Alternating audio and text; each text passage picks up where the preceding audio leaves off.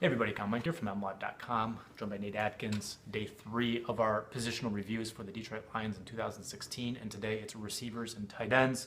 Our big question for this position group is, do the Lions have a number 1 receiver? I don't think they do, and they wanted to get one badly when they went out in free agency and signed Marvin Jones to $20 million guaranteed. He was supposed to fill that void that Calvin Johnson created. And he did a solid job, but I don't think it was number 1 receiver type job they were looking for. I know I talked to him after the playoff game against Seattle, and he was really disappointed. I mean, he had 930 yards this year. It was a nice statistical year, but it wasn't a number 1 receiver year. That's what he wants to be at this point. So he's still a young player. He's 26. He's got talent. He's got, acrobatic skills. I think he needs to develop his strength along the sidelines and in separation against press man coverage, which he struggled with. Yeah. But right now, he still looks like a number 2 receiver. Early, and I agree with you. Early in the season, he looked really good. Then defenses started double teaming him and took him totally away. And then they started singling him with press coverage, and they still took him away. He struggled with separation against physical man coverage. I think that's something that he's going to work on this year, but is he a consistent vertical threat? I don't think he is, and I like him a lot. Yeah. But what this offense lacks is a vertical threat. They have great guys in the short field, the intermediate field with Golden Tate,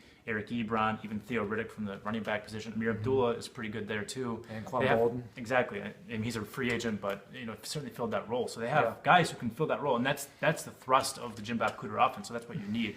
But you lacked the Lions' offense lacked explosion in 2016. We saw so many 10, 12, 15 play slog fests for a touchdown, and that's problematic because those kinds of drives tend to stall out at some point, especially when you don't have a running game, as the Lions didn't. They need more explosive playmakers, certainly at the receiver position. I think that's something they like. And I like Marvin, but I just don't think he's the explosive vertical guy who's going to take a top off the defense. Yeah, and he's always been a number 2 receiver before this year, playing behind A.J. Green. I just think that's where he is right now. They've got a number 2 in him. I think Golden Tate's a really good number 3. I think Eric Ebron can grow in certain areas in the red zone, but he's a good tight end there. They just number 1 is what they're missing, I think. Yeah, I'm not sure if they'll pick up Ebron's option for 18. I think they will, because pass-catching tight ends are expensive these days, and he's turning into a good one. And he's got major flaws. He drops too many passes.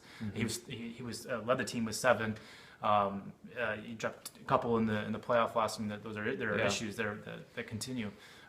He's not a great blocker yet, but he does catch a lot of passes. He's vital in this Jim Bob Cooter offense and what he can do in the seam and stuff. And if he can solve the drop issue, I think he can be a very good tight end. He's, again, very important to this offense. His development, I think, has been a big key for this for Detroit.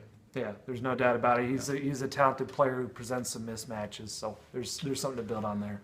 For Nate, I'm Kyle. We're MLive. Keep it right here.